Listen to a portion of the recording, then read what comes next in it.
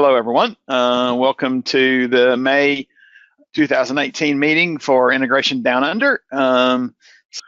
Tonight we have Dan Toomey is going to present. I got a couple of slides to go through first, and then we'll turn that over to Dan. So actually what we'll do, I'll go ahead and get started on that because that way we'll be to the point when other people join. So welcome. Just to go through again the organizers. So we've got Martin Abbott from Perth, Dan Toomey from Brisbane, Renee Bowers from Sydney, Wagner Silvera from Auckland, and myself in Melbourne. Also, I wanted to put this link up. Some people have been asking about it. It's the content from the Build conference that just finished this week in Seattle. So you can go to developer.microsoft.com. And I think you have to log in to get the contents page, but basically most of the talks that are that were done at Build are available on this site. So I made the mistake of staying up till 4 a.m. on the first day of Build.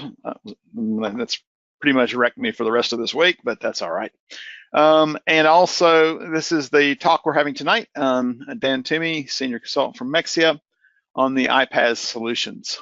So I will hand over now control to Dan, and Dan can present. Okay, are you seeing my screen yet? Yes, we see your screen. Fantastic. All right, thanks, Bill.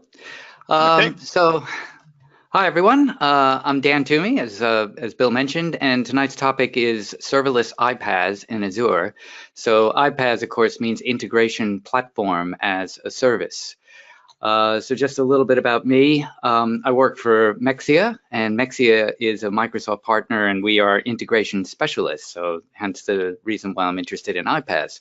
I'm also an Azure MVP and an MCSE, and it's a bunch of other stuff there that you're welcome to look up if you find me on LinkedIn and want to connect, that's fine. So jumping into the talk, also I want to give an acknowledgement to my colleague Paco de la Cruz. So Paco is a fellow Mexian, and he actually gave a presentation, a shorter version of this presentation about a month ago at the Integration Bootcamp. And he did such a good job with his slides that I decided to steal a bunch of them. With his permission, of course.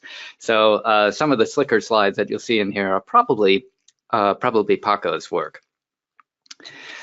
So before we jump into iPaaS, I really probably just talk a little bit about serverless and how we got there. That's a buzzword that's been around for a while now, so probably most of you are aware of it. But basically, back in the Stone Age, when before the cloud, if you wanted to host your enterprise applications and you had to build a data center where you had to buy all of your own machines and figure out a place to house them and hook them up to a network, and then you had a whole staff that had to look after all of that.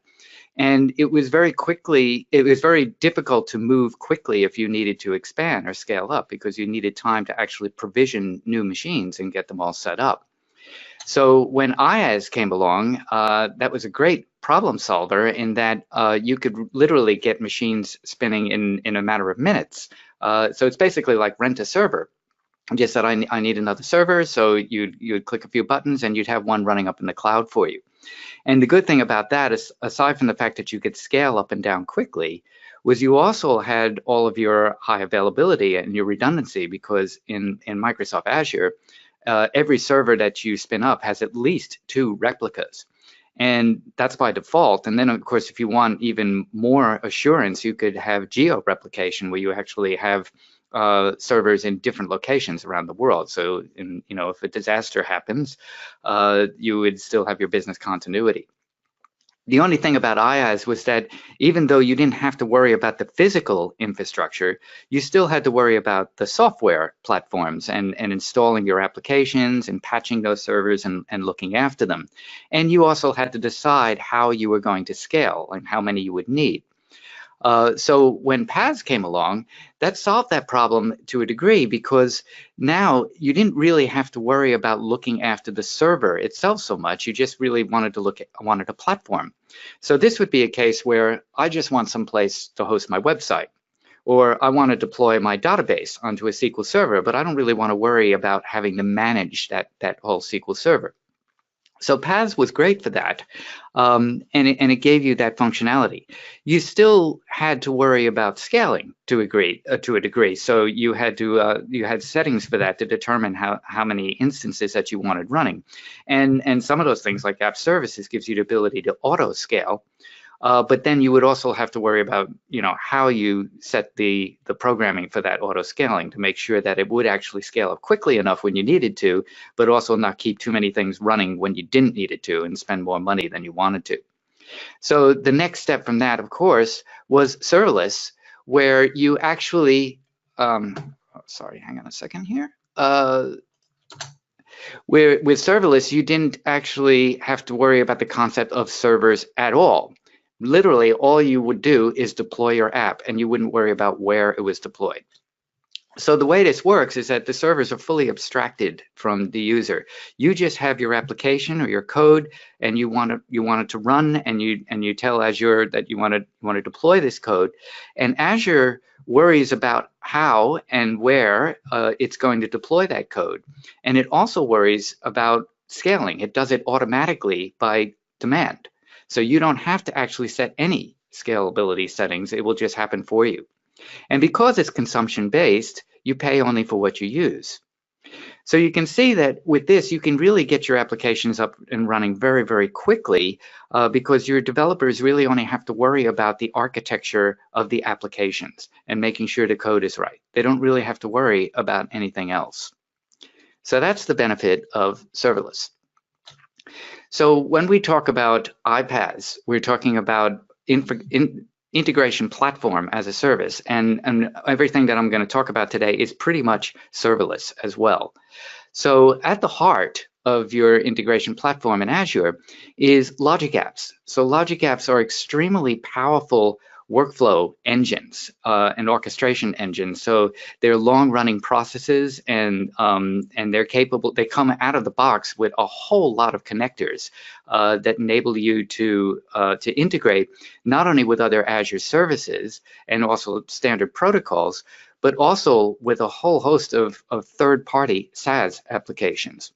And there's support also for hybrid applications by using the on-premises data gateway. You can connect down to your line of business systems that are hosted in your internal network.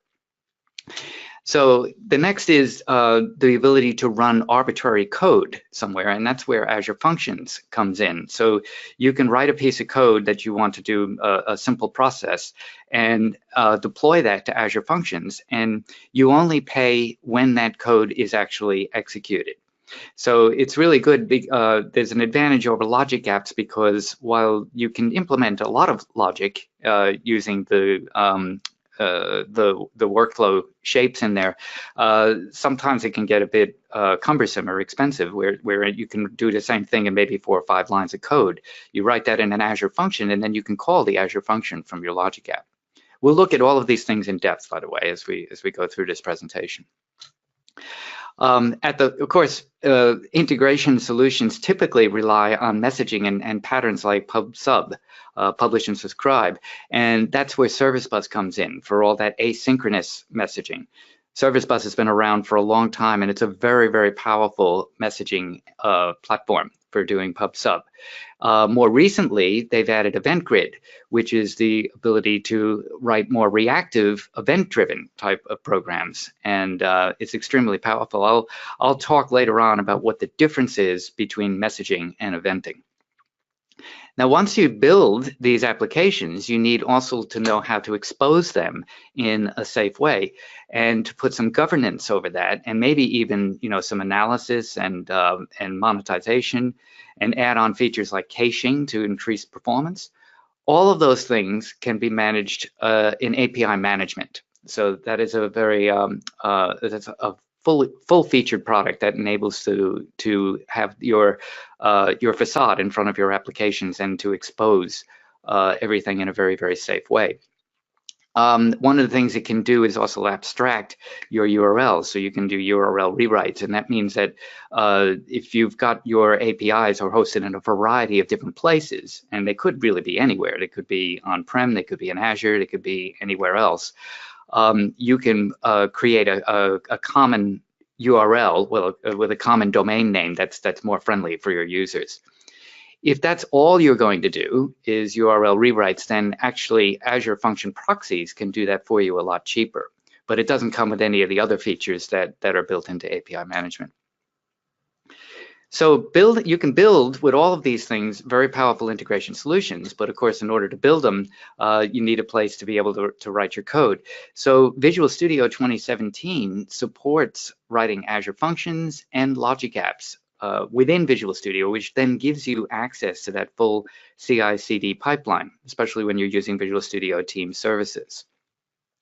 And then lastly, when you're running everything in production, you need to have operational management on top of that. So OMS and log analytics can give you that visualization that you need to monitor the health of your applications. And when you're using Logic Apps, if you add the Logic Apps management solution for OMS, you get even more powerful features. And I'm not going to go into that in depth tonight in this presentation, but I will show you a couple of screenshots that show you how powerful that can be. So let's start looking at these one by one and dive into them a bit. So the first one will be Logic Apps. So Logic Apps is basically, it's a powerful workflow and orchestration engine. And these can handle long-running processes. So if you have a process that runs for days or weeks, the Logic Apps will persist that state for you. They're very stateful. You design them in your browser using a graphical designer that's fairly intuitive to use. It's actually improved quite a bit over the years since they first started. What you do is you implement a bunch of shapes, and each shape is called an action. Every Logic App has one special action called a trigger, which is what actually starts it. And that trigger can either be a connector to another system, or it can be a shape that's simply a recurrent type of shape where you want it to, for example, run every 5 minutes. Or it can also be just a webhook that you can call into and trigger it that way. The rest of the actions are either connectors or they're workflow shapes. And by workflow, we'll talk about a little bit about what that might include. But the connectors enable you to connect to other services. Behind this graphical user interface is a language called workflow definition language, and it's expressed entirely in JSON. So it's quite intuitive to use. You can always access the code behind in your browser. And sometimes when you're developing your Logic App workflows, it's handy to be able to go into the code and just make a change there if you have trouble getting the UI to do something that you want it to do. And I'll show you an example. Yeah. We've got one question out there at the moment now is, how do you ensure the cost is controlled in a serverless environment? Right, so it's understanding, of course, the costing model between each service you're using. So for example, in Logic Apps, you pay money for every action that executes. So every time an action executes. Now, keep in mind that if you're doing a loop in a Logic App, then every time it loops through, you pay for that. And it's obviously it's a very small amount. It's a fraction of a cent.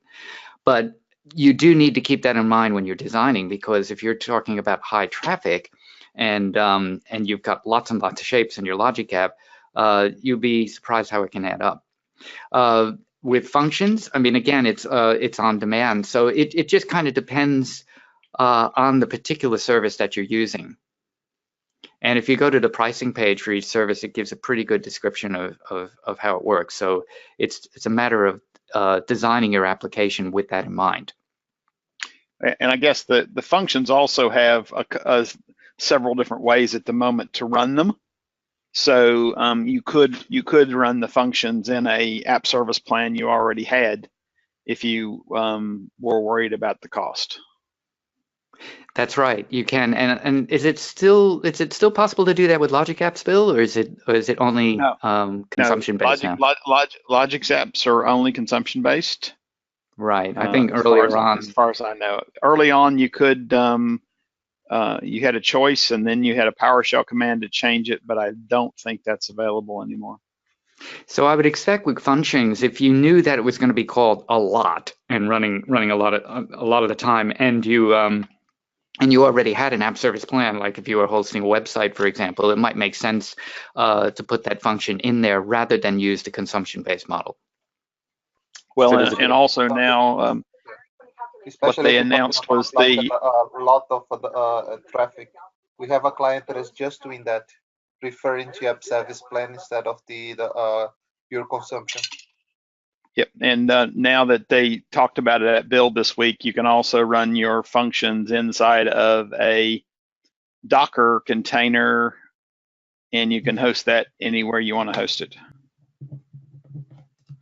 Right, okay. So does that answer the question? I think so. Thank you. All right, awesome. Okay, so talking about flow control, so Logic Apps supports conditions and switch statements. It supports for each and do until loops. I'm gonna remind me, I need to get back to something about loops. It's interesting there. You can do fan in and fan out, so you have parallel branches and loops within that, and you can split on something, like you can split on a portion of a message. It also supports retries, both fixed and exponential retries. And every action, when you put it on, you can set something called run after on it, and you can tell it to run conditionally based on the status of the previous action. So you could do that, you know, with a conditional statement, but this is kind of a shorter way to do it. And when you set the run after, you can run it based on a success or a failure, or whether the action was skipped or not. So with all of that, you can actually create some pretty advanced workflow patterns. You also have the concept of scopes, where you can group a bunch of actions together. And when you do that, that scope itself has a state as well that you can then use in a following run after state action. So with all of this helps you have better exception handling, and it also enables you to build some standard messaging patterns, things like sequential convoys and correlation. Now, when I mentioned loops before, something to be aware of with for each loops and Logic Apps is that traditionally, as programmers, we expect them to run in a single-threaded manner where it's sequential. But in Logic Apps, by default, a loop will probably spawn multiple threads. And if you, for example, pass in an array, it will actually send out, it will execute simultaneously multiple threads on the items in that collection. So that can have some unexpected side effects for you if you're expecting everything to run in a sequential way. So there is an option to specify the for each to run sequential, but it's not the default option. So just something to be aware of. So the workflow definition language comes with a whole bunch of built-in functions, and these functions are things that you can use inside of expressions. Where, you know, an expression could be used to do a little bit of text manipulation, or it could be used inside a conditional statement, for example, and is, you know, a whole host of things that you can do there. And that link at the bottom will take you to the documentation for that, where you can look up all of these functions and how to use them. And I will be posting these slides somewhere after this, so keep an eye on Twitter, and I think you'll see something up there about where these are, so you can get those links later. So something when we're talking about enterprise messaging and patterns, there's been this concept of a Veeder pipeline, and Veeder is an acronym that stands for validate, extract, transform, enrich, and route.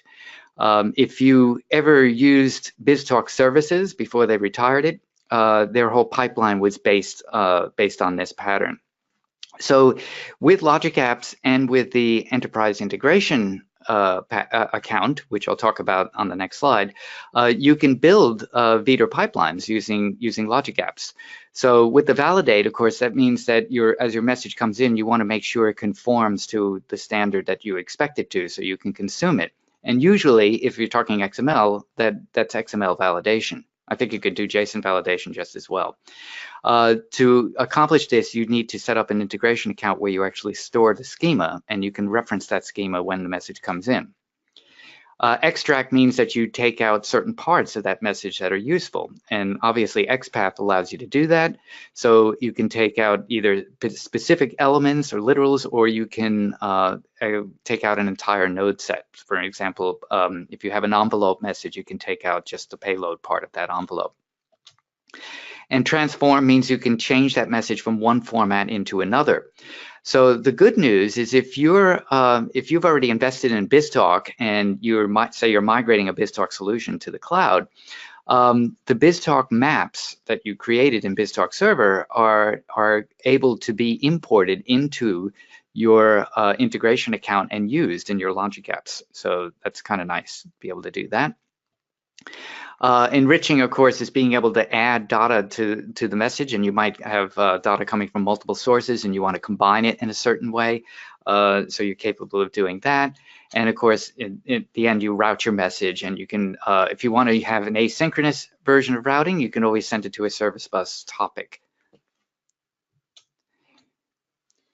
So an integration account basically gives you the ability to store items that will be referenced in your logic apps. And this would be essential if you're doing schema validation or any kind of transformation using maps, because your schemas and maps would have to be stored there.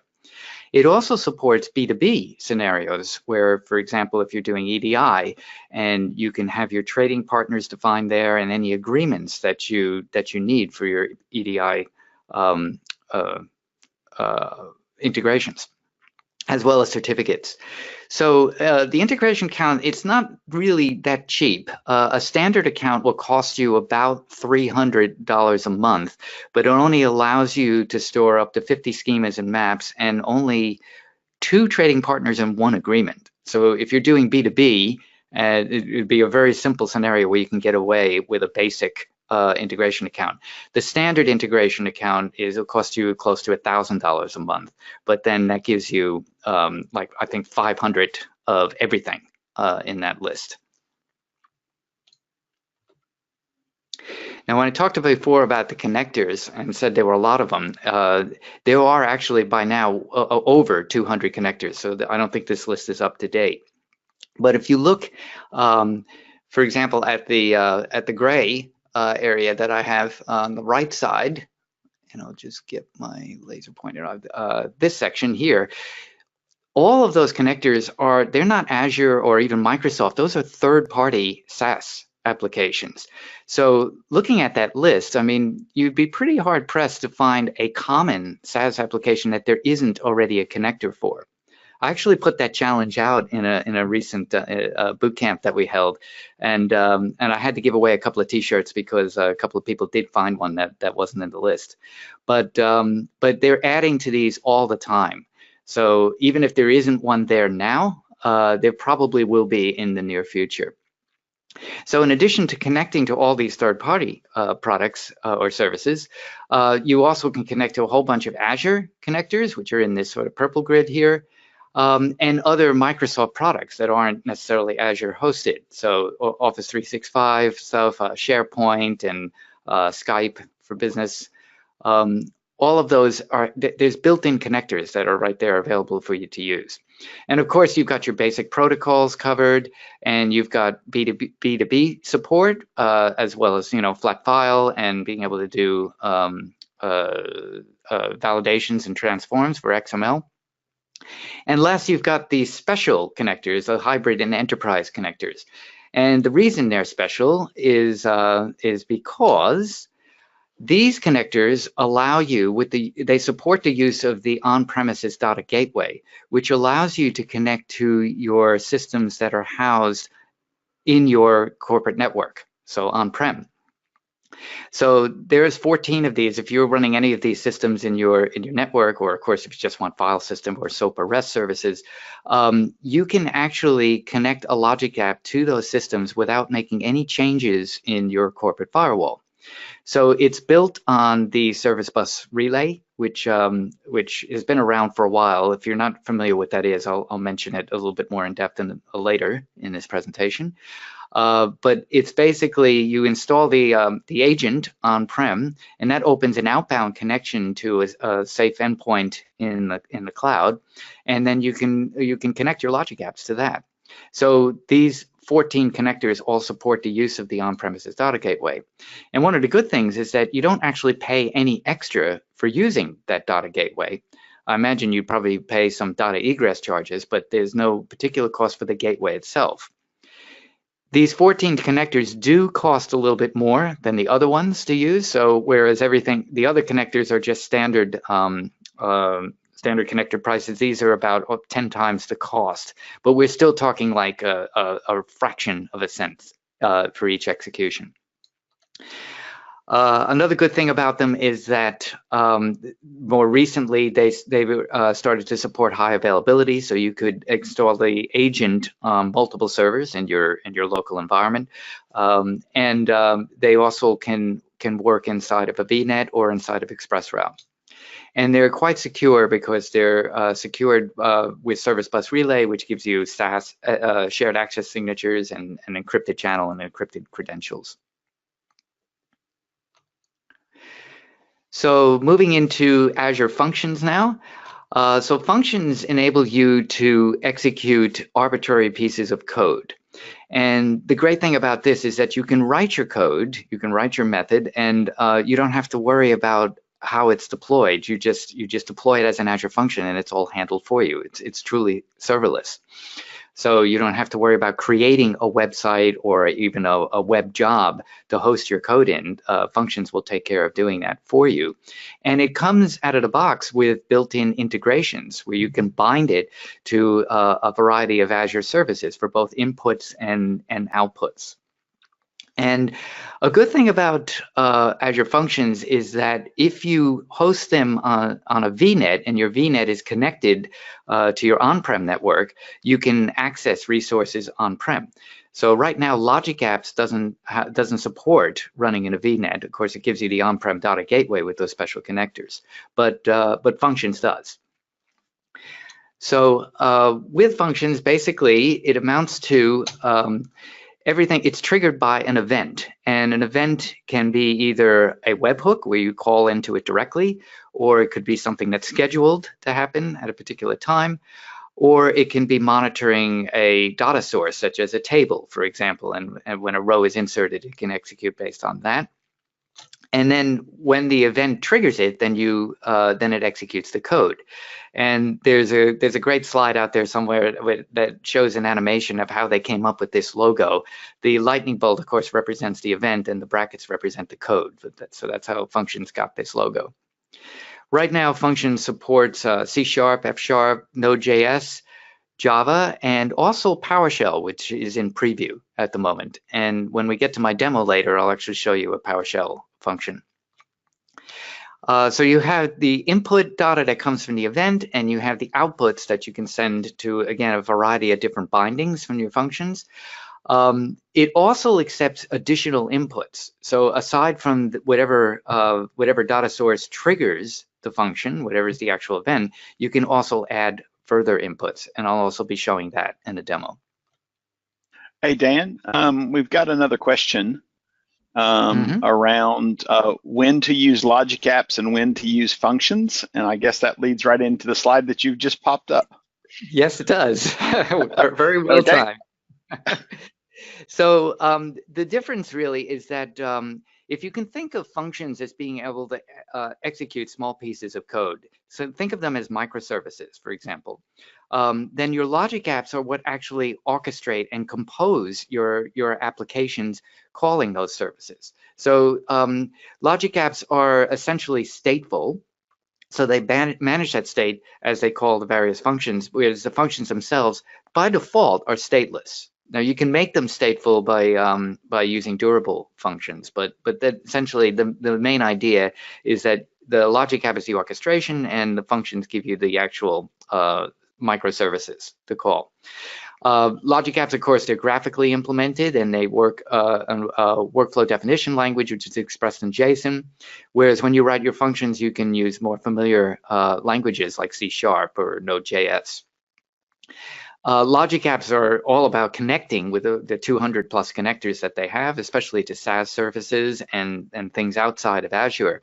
Whereas with the functions, there are a number of things it can connect to, but most of those things are within Azure itself. and it's nowhere near the breadth that of connectivity that Logic Apps gives you. And I think I already mentioned that Logic Apps, there's no VNet support at the moment for that, but there is VNet support for functions, which opens up some possibilities for you.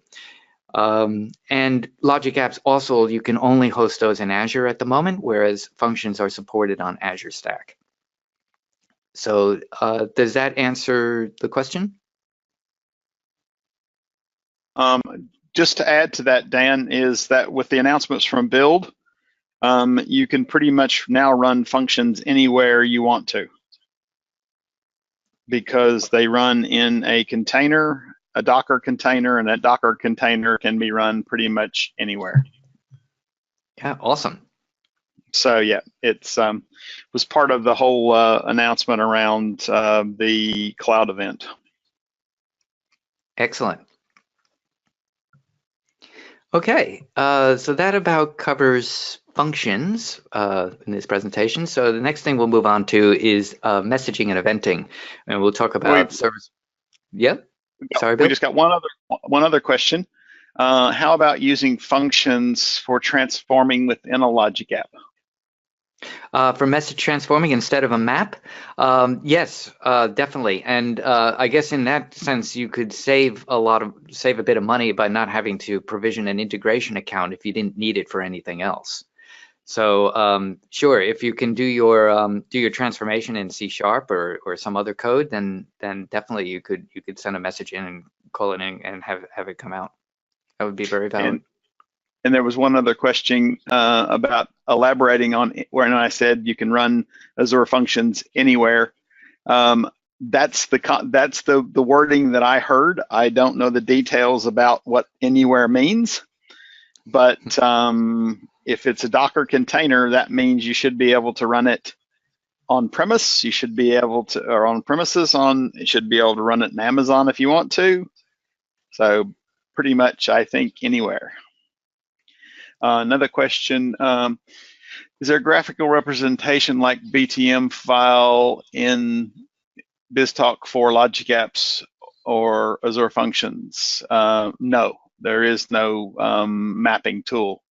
You have to use the BizTalk mapper in Visual Studio and then upload those maps to the Logic Apps, or you just write XSLT in whatever tool you want to do that.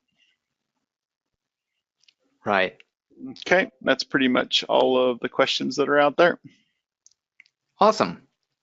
Okay, so moving on to Service Bus. So Service Bus has been around for almost as long as Azure has been around, and it supports that asynchronous messaging that you need when you need to loosely couple your systems, and it does that primarily through queues and topics. So with that feature, you can actually support pub sub patterns, which publish and subscribe, which is pretty critical to a lot of the integration patterns. It's a push-pull model, which means that you push messages onto a topic or a queue, and your subscribers have to actively poll and pull those messages off the topic or queue. And the next slide will describe the difference between a topic and a queue. So with messaging, they're not really intended to handle large amount of data. It wouldn't be very efficient to do that. So there is a restriction on the message size. But if you're going to move around large files, it's probably best to use a claim check pattern, where basically you take the bulky part of the payload and store that somewhere, like say blob storage, for example. And your message is really just a reference to that location. So when the subscriber picks up the message, they know where to go and pick up the data, and things would move a lot better that way. So Service Bus is a very, very full-featured brokered messaging platform. So it includes support for transactions, for sessions. There's dead letter queues in there. It can do ordering and deduplication. So it's very, very robust and scalable. So much more fully featured than, for example, Azure storage queues. So just to understand the difference between queues and topics, so a queue is basically a first in, first out, or a FIFO structure, and whatever you put on the first message that comes in will be the next one that gets pulled off of it. But each message only goes to one subscriber. So you can have multiple receivers or subscribers, but they're competing consumers, and that only one of them will actually get any particular message. And with regards to ordered processing, it is FIFO to a degree, but because you can't guarantee how long it takes any particular subscriber to process a message, it doesn't necessarily guarantee that everything is going to be processed in order.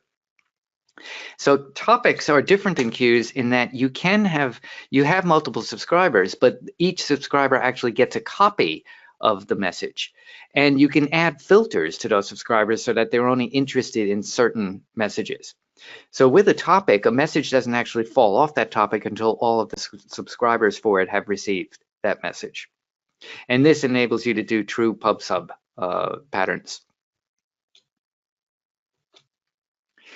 I also thought I would just mention Service Bus Relay because I was amazed at a previous presentation when I did this that people weren't aware of it. Again, this has been around a long time, but this is another offering in Service Bus that enables you to do hybrid applications really well.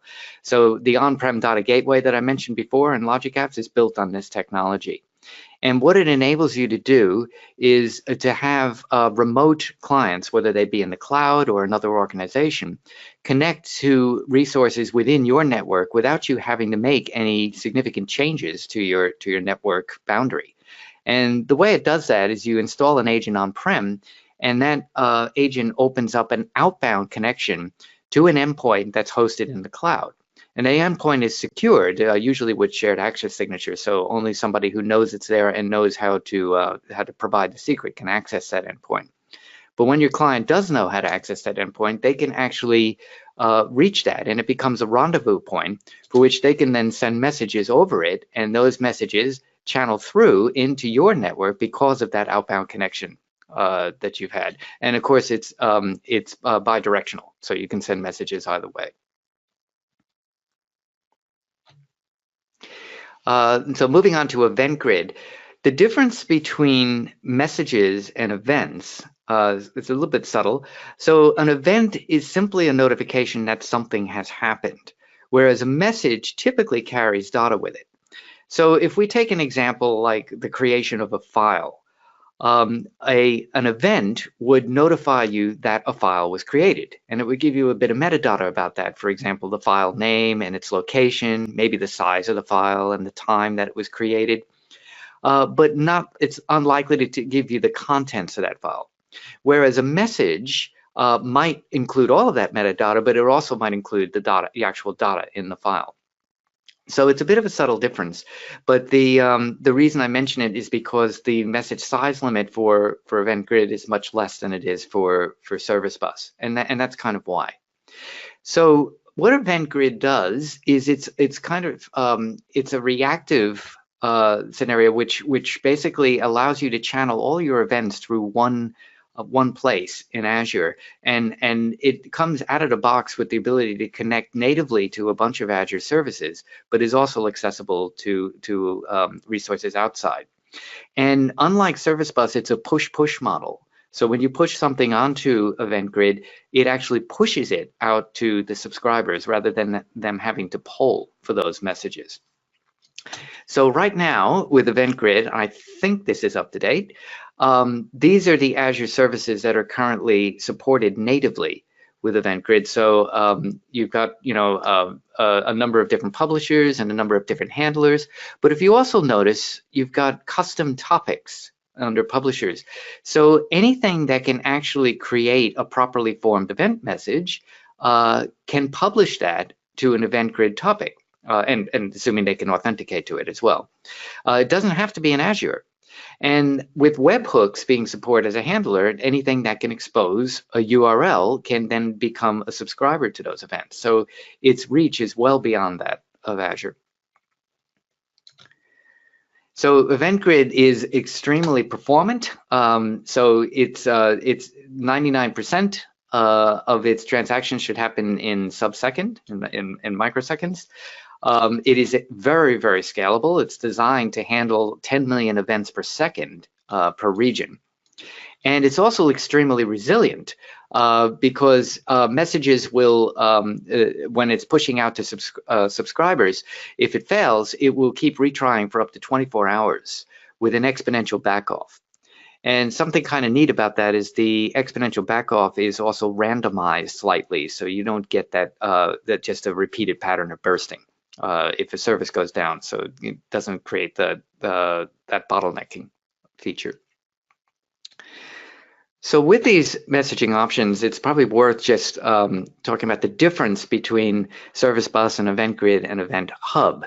I didn't mention Event Hub in detail here, but Event Hub is really about streaming. It's for a big data pipeline, basically. So, for example, telemetry and distributed data streaming. You can push everything through in a streaming fashion. You can think of it like a giant tape recorder because you can actually replay messages through it, and you have the ability to archive those messages. The other EventGrid doesn't give you that feature yet. So Service Bus is it's high value enterprise messaging. So if you're doing important stuff where you really don't want to lose a message, like for example, if you're order processing or financial transactions, Service Bus is a good choice for that because it's very, very resilient and protective of the messages. With EventGrid, it will retry stuff, but if it doesn't complete in the 24 hours, then the message is gone. There's no dead letter queue at the moment in EventGrid. But EventGrid is really, really good in a reactive kind of model. So, for example, reacting to status changes and notifying of that. And as I mentioned, it's a push-push model rather than a push-pull. So if there's no questions about Service Bus or EventGrid, I'll move on to API management. Sorry, Dan, there is a question about EventGrid. There's a couple here. So basically, Logic Apps plus Service Bus polling cost. So how do you minimize the bill while using Logic Apps? I can handle that one if you want, Dan. There is EventGrid. The Service Bus queue with Logic Apps and getting rid of that polling, that long polling that you have. Oh, right. Yes. Because that's one of the things they're looking at for EventGrid. So EventGrid, you will be able to set an event on a Service Bus queue that doesn't have an active listener. And then your Logic app will get the event that there's a message on that Service Bus queue, and then you can establish a listener from inside your Logic app and receive the message. So those are for those cases where you only get a message maybe once a day or once a week or something like that, where you don't have a high volume that you want to poll. And then the next question is an ETA for the availability, for EventGrid availability in the Australian data centers.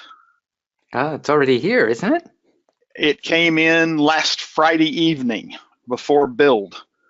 So they've lit up EventGrid now in, I think, all of the regions around the world except a couple of the government regions. But no, one thing that's not here yet is the storage events aren't lit up yet.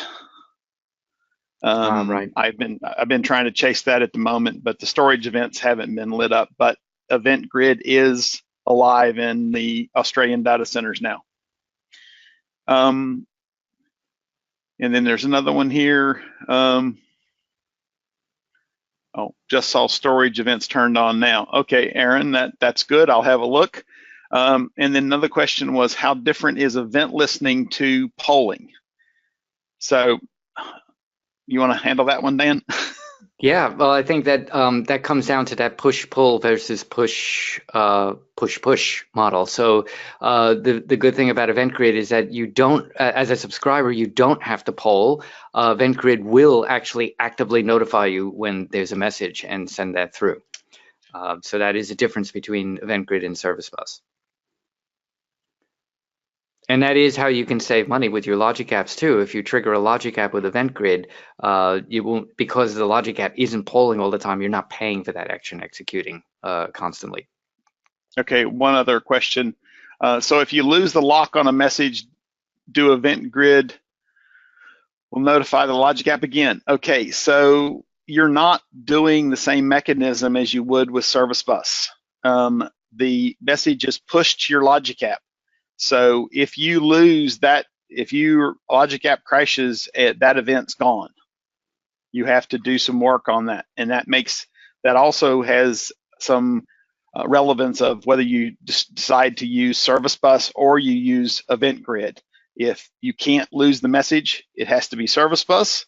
If you can try again, or if you've got some mechanism you want to save that, you could use EventGrid. You could also go into the logic app console and you would see the message that came in, and you could redrive that message in the logic app console, but it wouldn't be an automated thing like you have with Service Bus. Right, and that's a good point. So EventGrid will retry delivery. So for example, if it can't get to your logic app, it will retry delivering that notification. But once it is delivered, it's gone from EventGrid, as Bill said. So so you would have to manage that resilience within your logic app. Okay. Is that it for the questions? One more. EventGrid plus Service Bus. We're triggering will be EventGrid and Service Bus. Okay. Same, and it will be action. So the action would be an EventGrid action, and then you would use the Service Bus, or the trigger would be EventGrid. The action would be a Service Bus poll for the message. So when you're using EventGrid and Service Bus together, yes, that's the way it's going to work. Okay. Okay, let's go ahead and go on. That's all the questions. Okay, great. So with API management, this is a fully featured mediation platform for you, where you can apply not only security to your endpoints, but also a host of other features. For example, add-on features like caching, access control, for example, rate limiting and throttling. You can have tracing and logging calls, and you can even do transformation in API management. So you can rewrite the URL, you can actually change the payload or the parameters or the headers, even translate between XML and JSON. So it's really quite powerful, whereas with the function proxies, really about all I think you can do with that is URL rewriting, so that you can if you had your APIs coming from a bunch of different sources, you can make them appear more unified by having a common host name in your URI that you give your clients. So with API management, the way it works is 3 parts to it. The first part, which is this this blue part here, is the portal, and of course that's how you API managers would publish the APIs and make them available. The developer portal basically allows developers to authenticate using federated identities, and they can then discover the APIs that are available and develop against them. And there's even provision for doing some testing in there. But the big part, of course, is the gateway itself, which is what does all the mediation and actually executes all the policies that you apply. So if we think about the gateway as being a facade, so let's say that you've deployed an application and it's on an Azure website, and it's pretty obvious from the URL how that thing is implemented and where it is, but you don't really want to expose that to your consumers. So if you create an API that points to that particular endpoint, at first API management will give it its own format of a URL, but you can change that so that it appears to something a little bit more friendly to your users. And the good thing about that is then if you change the implementation in the backend to something else and host it elsewhere, but it's the same functionality, you can abstract it away from your users because that front facade endpoint doesn't have to change. So as far as security goes with API management, so for developers, they can authenticate with a username and password, or they can use federated authentication. The consumers of your APIs, the public consumers, have support all of the standard authentication and authorization mechanisms, including OAuth 2 and OpenID Connect. The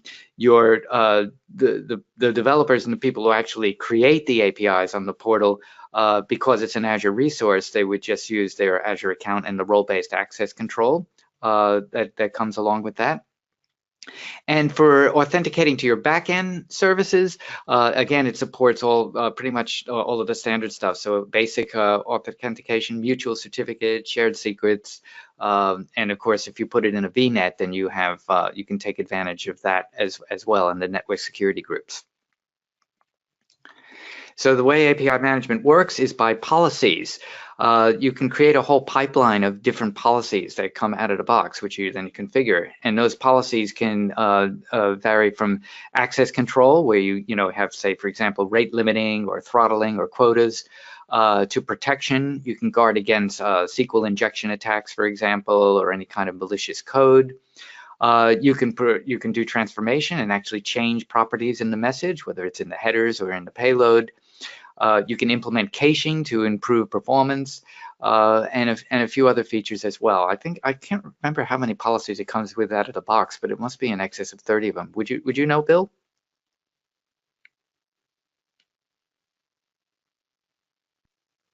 Sorry, I had my mic on mute. Yeah, there's a fair few. It's probably 35 or 40 that it comes out of the box with. Right. So, yeah. And because they keep adding to it now on a regular basis. Right, so there's a lot of features that you get out of the box. Policies can be applied in both directions for requests and response, so inbound or outbound, and they can also be applied at different scopes. For example, you can apply a policy to a specific API operation, or you can apply it to the entire API and all its operations, or you can even apply it at the gateway level, so it applies to everything that goes through there. So I was about all I was going to mention about API management. Were there any questions about that? No, you're good. Okay, great. So I'm just going to mention that Visual Studio gives, with 2017, with the right SDK and also with the add-on for Logic Apps, you can develop Logic Apps and functions inside of Visual Studio, and then that means that you can check it all into source control and access, your typical CI/CD pipeline. You can also, if you choose to do your development in the portal, you can export your Logic Apps as an ARM template, and ARM, of course, is Azure Resource Management, and they're JSON templates. So when you pull those down into Visual Studio, you can check that into source control. And ARM templates, if you haven't used them before, they're pretty cool, because you can parameterize them and then use them to deploy to different environments by creating tokens and parameter sets that represent each environment. And if you use this through VSTS, then of course you can build your entire continuous integration and continuous deployment pipeline. There is a really good blog post here by my colleague Paco, who talks about preparing Logic Apps for CI/CD. So there's some tricks that you have to be aware of, particularly when you're using ARM template expressions inside of Logic App expressions. So there's a bit of preparation to be done there. So I'd highly recommend checking out that blog post. And from the management perspective, so OMS which is Operational Management Services in Azure, in combination with log analytics, you can almost everything in Azure can plug into OMS, so that you can track what's going on in one place and write very, very powerful queries against it. But Logic Apps also specifically has a management solution for OMS, which can give you some really cool graphical charts and views that make it a little bit easier to digest that data. And I don't have a live one for you to look at, but I do have a screenshot here that gives you an idea of what that looks like. you also have the ability to create some custom activity monitoring and queries as well. And here's an example of one that was built by one of my colleagues, and we've got the blog posts down there that you can check this out, and you can talk about how he did that. So you can see they're very helpful. And about the last thing I want to talk about before I go on to doing a demo is just to do a little basic comparison between the integration features that you have available to you in Azure iPaaS, as opposed to what you'd have available to you or how you would implement them in an on-prem solution like BizTalk Server.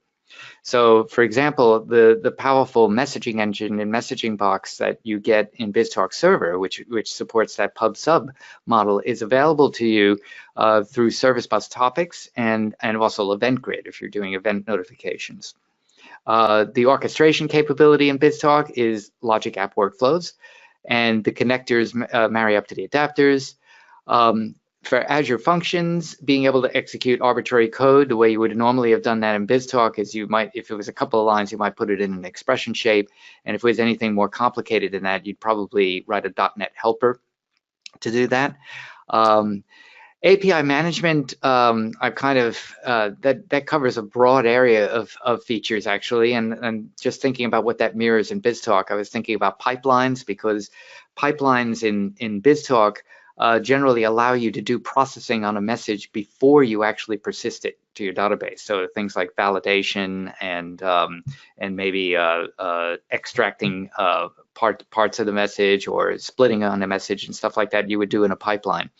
But also because with the publishing wizard and the support for REST and SOAP and BizTalk, you can do all of that in API management, including translation between those protocols.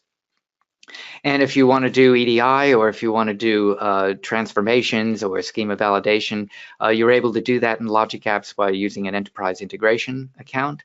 And the OMS and also application insights, which gives you great visibility into what's going on Azure. It's not quite a one-for-one the same with business activity monitoring in BizTalk, but you can use those services to build your own sort of solutions that would give you that functionality. So with that, we do have one question. From Aaron. I don't like building Logic Apps in Visual Studio since the designer loses my changes in JSON code level. Let me it just changed the screen size on me. Hold on. Changes it. So I always update the Logic App in Azure portal and update the ARM template on the local, but having to update the ARM template whenever I update the Logic App code is painful and tedious process. Honestly, I think having implementation in infrastructure as code was a bad idea since it's an implementation, not an infrastructure. It would have saved me a whole lot more time if they would have done it similar to the way they did the containers for Azure Functions. Is there a better way to handle changes in Logic Apps and keep them consistent with the ARM templates? So to be honest with you, I haven't done a lot of development of Logic Apps or creation or editing of Logic Apps in Visual Studio myself. I've generally done that in the portal, but then exporting the ARM templates into Visual Studio then enables you to include it in your CI/CD pipeline. So yeah, probably not one to really comment a lot on that experience of doing that editing in Visual Studio. There's another question that says, have you ever come across a situation of migrating an existing BizTalk integration solution to Logic Apps? If so, was it difficult? I'm getting ready to start a project, so I'll tell you in about a month. That's best. I don't know if you done any of those, Dan? Not specifically a BizTalk server solution, but we did for a client have to migrate a BizTalk services solution, since that basically is no longer supported. And we migrated that to Logic Apps, and it actually went very well. I think it only took us a matter of about 4 days. It was an EDI solution, so It seems to work pretty well. And then the last one's just a comment. Mark liked the Azure iPaaS comparison. He will use it tomorrow with his boss. And are there any tools available for automating testing on iPaaS components? Well, that's interesting. So I would think that you could, provided that you had access to the internet, I would think that a lot of existing testing tools would be able to do that for you. I know with Azure Functions, one of the benefits of being able to build your functions in Visual Studio is that you can write your tests and actually have unit tests execute directly in Visual Studio. With Logic Apps, because of how they work, and the fact that they are hosted in Azure, your tests would really have to have internet access to be able to test them properly. Also, it will depend on type of triggers you have, right? Because one of the things that Postman give to you is the ability to set a list of the tests to execute. So you could use that, but it's only usable if we're using the HTTP endpoints. If there is other types of endpoints, then you have or triggers, you have a trouble with that. Yep, there is that's some right. work that Michael Steffsons did with the spec flow, right? Yep. So one of the things that we might put on the list for a future topic is some of the unit testing and isolated integration testing for iPaaS solutions. I think that would be a good topic. So let's go ahead and get on with Dan's demo. Okay. Yeah, I think that would be a very interesting topic, Bill. That would be a very good one. Okay, so for my demo, I'm not actually going to build this in front of you. I've already built it, but I'm going to walk you through it and show you how it was put together. So for this scenario, we can imagine a company that has its own team of developers, and they allow the developers to provision their machines in Azure. But of course, developers being, what they are, tend to want to provision very, very high powerful machines that cost a lot of money. So the company would have a policy that only certain size VMs are allowed to be provisioned. So this solution is very, very basic. It uses Azure EventGrid to monitor the resource group that your VMs are contained in. And then when anybody changes something in that VM, for example, if they change the size of it, that generates an event. And that event is piped into a Logic app, which then executes a workflow. And the first part of that workflow is that it uses an Azure function, which is written in PowerShell, to query the virtual machine to get the size of the machine. The reason you have to do that is because the notification event itself from the resource group doesn't include the size of the machine, so we have to query that. Then, once it gets the size of the machine, it calls another Azure function that looks up a table, which is in Azure Storage, to get the list of approved sizes for virtual machines. And it comes back with a Boolean flag that says whether or not the current size of that machine is approved or not. And then after that, it uses the Outlook connector to send a notification email to an administrator to say, hey, somebody changed the size of this machine. And based on whether or not it was an authorized or unauthorized change, the email is either a notification or it's a high priority alert notification. So that's the premise of the application. I'll just go through and I'll start showing you now the various components. I'll start with the Azure Functions. So the first function is called Get Azure VM Size. And I've written this in PowerShell just because it's actually very easy to get that information using PowerShell once you've connected. It's literally that line right there. The rest of this stuff is really more about parsing what gets passed into the PowerShell function. So when the EventGrid notification comes in from the resource group change, it gives you the reference to that resource, and it's this big long sort of string here that's segmented. It has all those different tokens in it. So the first thing I do is I just split that out into an array so that we can get the various items that we need. And I've got the resource group and I've got the actual VM name from that. And then we just execute the PowerShell and return the size.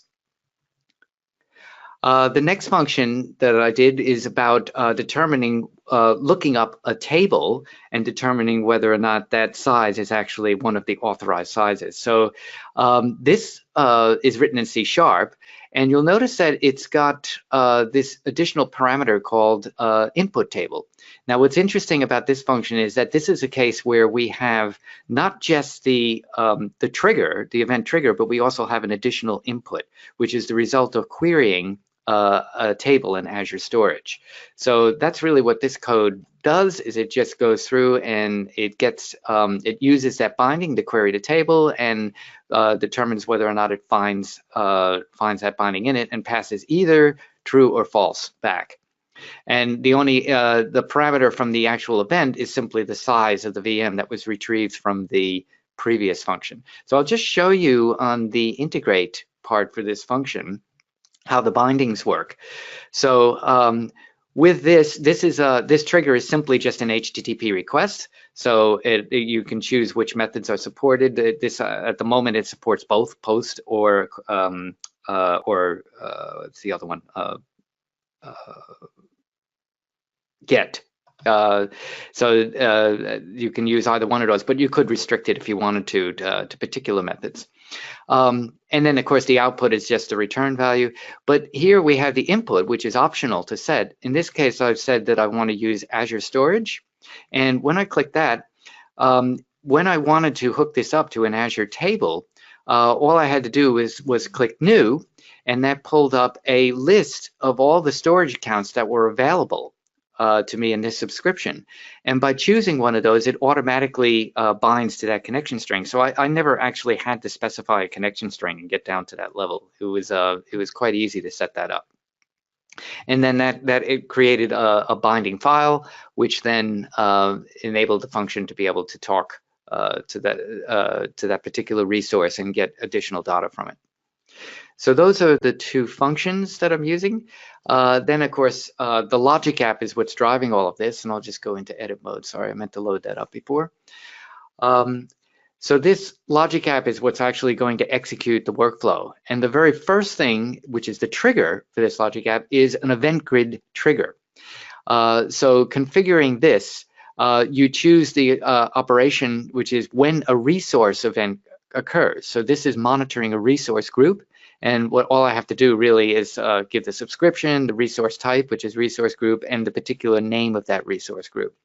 And just by creating that trigger, that instantiated a subscription for EventGrid in my location in Azure. So that event comes in, and then the next thing is a conditional statement. And the cool thing about logic apps is that when you fill out these shapes, you can actually reference data items that come from a previous action.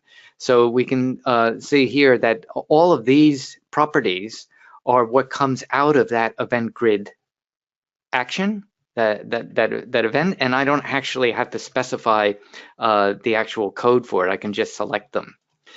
So this condition is basically, because EventGrid is monitoring everything that happens in that resource group, I'm really only interested in a write operation on a virtual machine. So I check to make sure that the data operation name is actually a write operation on a virtual machine. And I also check to make sure that it was a successful write. So you can monitor the status of it, because one of the properties is whether it's a write success. So provided that both of those conditions are true, we wind up in the true branch. Otherwise, we just fall out of it because we're not interested. So in the true branch, then I then go and I call my Azure function, which goes get Azure VM size, and I pass in the subject, and the subject is where the URI to that resource is listed in the EventGrid event that comes in. And then after I get the value from that, which is really going to be the actual size of that VM, I then pass it into my my other function, which is an isApproved VM size. And from that, I should get back a Boolean value. So now I have another conditional statement which checks the body, which is the output of that second function, and check whether it comes back as true or not. So if it is an approved size, then all I do is use an Outlook connector to send a notification email with a fairly, if I show advanced options, you'll see that I set the priority to low on that. Whereas if it's false, which means it's not an approved size, I then have worded a message specific to that, and I've given that a high priority, and the subject says that it's an alert rather than a notification.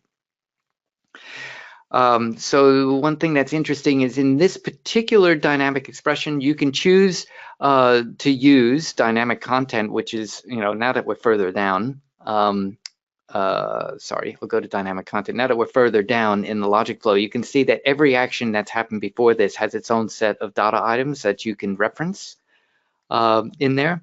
But in this case, I actually did an expression.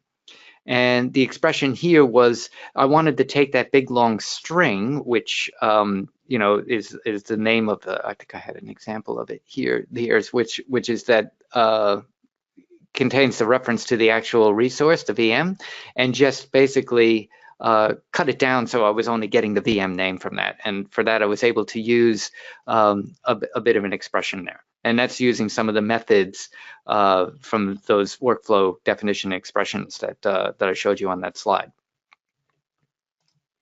So with that, we're going to go ahead and execute this. So I've got a VM here, and I've decided that as a developer, it's running a little bit too slow for me, so I want to change the size of that VM. And currently, it's running as a DS11. We just have to wait for this to load up. So it's running as a DS11 version 2, which is, costing within the threshold of what the company is willing to pay. But I decided I want to double my memory and power on that machine. So I'm going to choose a V2 DS12 and click select. Now it should only take a few seconds for that to resize. While that's doing that, it will take about a minute or so for this event to trigger and to kick off the logic app. I wanted to show you the kind of monitoring that you get built in with logic apps. So these are all previous runs of my logic app, and I'll actually look at a failed one because it's quite interesting. When you select one of these, it actually shows you the entire workflow, and you can see the status of every particular shape that goes through. So we can see that obviously the trigger worked. This condition failed only because, if I hover over it, should tell, because a dependent action didn't succeed. And that's down here, we can see, and if we expand that, it can actually show you what the actual error was. In this case, I didn't have the expression properly formatted. Now, what you probably haven't seen yet is the notification email that came in, which hopefully is here already. No, not yet. We're waiting for that email to come in. But we should, if I refresh this, see we have an event. This has just been triggered a minute ago, and it looks like it was all successful. So I should have that email coming in any second now. Yes, there it is, 8:13 p.m. So this was an unauthorized change. So you can see I have an alert email with a high priority on it. And I put in a bunch of details, which says that the particular VM that's been updated, the resource group, and the event type. So now if I go back to my VM and, after I've been sort of spanked by my manager and decide to change it back to a size that they do support, we should see a second email come in to show that the change has been made and that it was an authorized one. So I'm going to set it back to DS11, click select, and within a couple of minutes, I should hopefully get a new email. But you can see that it's fairly simple to create event-driven applications using an iPaaS platform. There was some code to write in those Azure Functions. That probably took me the longest time to do that. probably the PowerShell, mostly because in order to do that query of the VM size, I actually had to set up a service principal account and then figure out how to get the login to work to Azure to retrieve those details. So thanks, Bill, for the help you gave me doing that. But really, the rest of that was all done within a couple of hours. So it was quite simple to build this solution. And if I go back to my inbox, an email, we should see a new email pop in there.